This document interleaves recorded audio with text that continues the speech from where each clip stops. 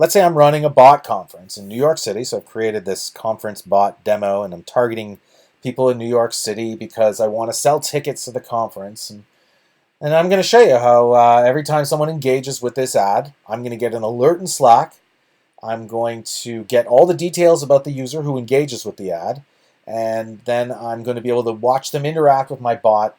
And as a bonus, I'll be able to take over live in order to convert my lead. And that's important if they get off track from your funnel and you want to maximize your ROI on your ad spend. So Janice can help with that too. And it all happens from Slack. So the first thing we're going to want to do is we're going to want to set this up. And you're probably familiar with how to set up these messenger ads. And if you're not, lots of people in the Chatfuel Facebook group have done this before. So I'll just do this really quickly. I'm going to set a post back here, and I'll just paste in that, and it's block name, lowercase, colon, and then the name of the block that you have in Chatfuel. So when the user clicks this I'm interested, we're going to send them right into Chatfuel. And it has to match the block name. So let's go look at that on the Chatfuel side. There it is, FB-add1. And I could have multiple ads. And you'll see here that we have this Janice block here. So the goal is to, instead of going directly from the Facebook ad into a flow or a sequence in Chatfuel, we're going to set an event with Janice. And once that happens, Janice is going to take that information, use Dialogflow to process it, and then we're going to redirect them to our ad goal, which is essentially if the goal is they want tickets, that's where we're going to take them. We're going to take them into this here, and then you can funnel the user into your goal. So our ad goal is wants tickets. First, let's configure this block. What you need to do is you need to do two things. First, you need to add a card. We're going to set up this user attribute, and we're going to call it event. And then we're going to give it a value of NYC. Could be any value, as long as it's a unique value. I use NYC because this is my ad goal, is to target users in NYC. And if they engage with the ad, it's going to alert me. Now we just got to send the user right to the Janice block. So we add a go-to block, and we'll name that Janice. Okay, and it works just like the other things do, and like our default answer in Chatfuel has user attribute, user input, and then the default answer redirects to Janice. So the more you pass Janice, the more Janice can help you. You can see we have that custom user attribute, user input. We're passing all types of information about the user from Facebook. And now we're going to add this event one that we just created. And now what we need to do is let's head over to the Dialogflow side. This is something that you'll see I created an intent. And the intent name is exactly what Janice will use to alert you. So make your intent name sort of descriptive so you'll know what it is when you get the alert from Janice. And then you just need to add the value for the event that you created in Chatfuel. So mine was NYC. You might have different events in your Facebook ad. So you would just, you could create different values.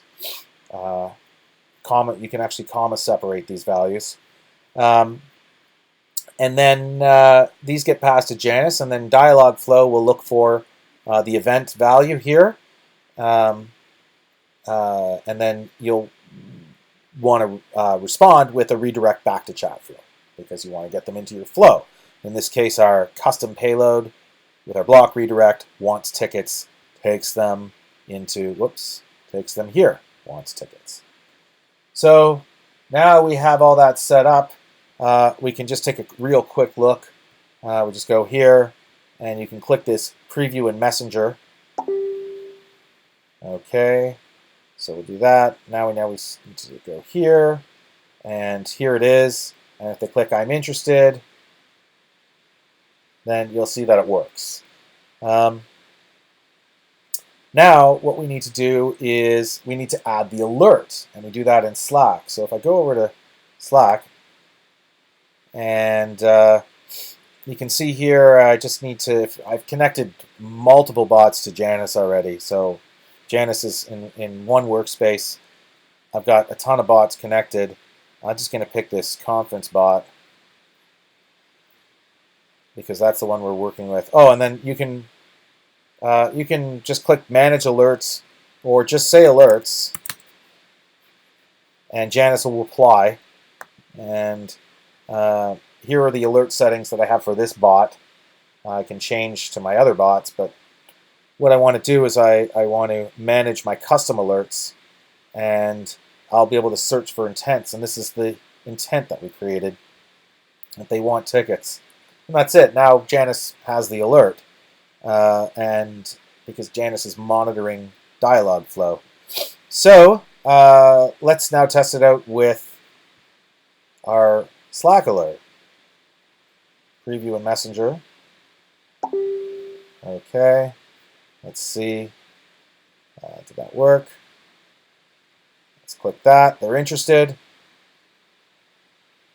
And now let's go back to Slack. There's the alert. So the alert shows up. This is what they said. This is actually, we don't get that they clicked I'm interested because that's coming from the Facebook side. So we don't have a webhook for that. We just get the last thing the user said to the Chatfuel bot. In this case, I was doing a lot of testing, so I said restart a lot, and that's what we got. But what's really cool is here, I can get this alert on my mobile phone, so I get a push notification. If I'm working on desktop, I get it right here, like I'm looking at the Slack version of desktop on my Mac. If I click Janice's reply, I get everything I need to know about the user here, based on what is passed through the JSON API. And then, of course, I can just click this link, and I can then follow the user as they progress through my funnel, even take over live and pause Dialogflow so I can retain the user and convert them. That's important because you want to maximize your ROI on your ad spend. So I hope this was helpful. Custom alerts for any engagement that you get from your ads with your Chatfuel bot.